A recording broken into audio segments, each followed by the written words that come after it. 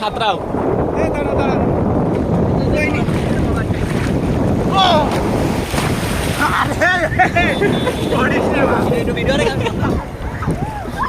ভাই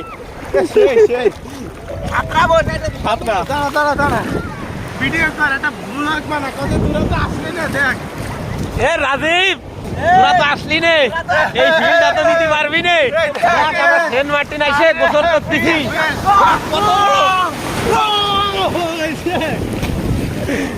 দেখ দেখ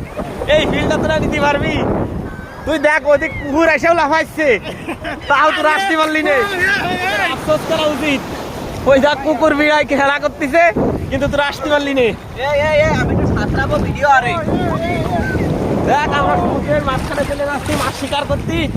ইলিশ মাছ শিকার করে তো বেড়ে দিবানি